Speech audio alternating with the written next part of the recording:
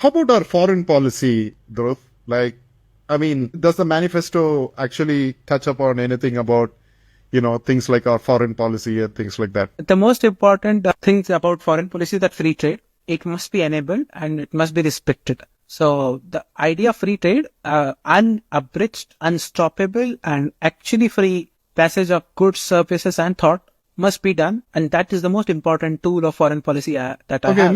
let's put it to an example, right? So right now, India has applied a certain amount of tariff to the US, which is what is happening right now, right? But the US seems to have applied like some tariff like 2% or 3% only, while we have applied tariffs of 40-50%. So when the libertarians come in, how is all this going to change? The 5 in front of the 50 is going to get slashed. So we will. Oh, so you mean zero?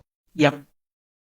But one It thing, took me a while to realize, oh, okay, cut the 5, carry over but the zero. one thing needs to be added to that is that it shouldn't be done in a way that the domestic industry is at a disadvantage. You cannot have free trade while you have over-regulated domestic industry. True. And that is very correct. That's like special treatment for the outsiders. We do not want that. We simply So regulations. getting rid of regulations and taxes inside and let the disadvantages that their political system have created, let them suffer from that. I would say there are two responses. First of all, we will also be negotiating free trade with other countries, so you can export your car as well. And secondly, you will also enable foreign technology and technology that you have to pay extra for, like engine technology or things like that. You will get that at a much lower cost. You will get foreign talent at much lower cost.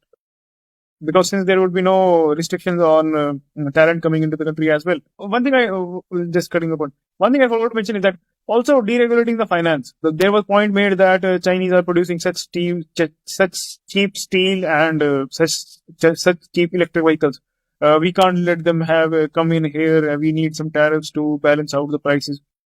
That was absolutely the wrong approach. There are two things. First of all, Chinese aren't universally producing. I mean to say, entire steel market, the Chinese aren't catering. They may be powerful in some segment, they may be inefficient in others. Indians can compete, taking advantage of that. Secondly, since RBI controls interest rates and banking sector is heavily regulated, seeking finances in the local industry is really hard and is much more expensive. Additionally, energy is much more expensive in India, and in addition to that, labor is much more regulated in India.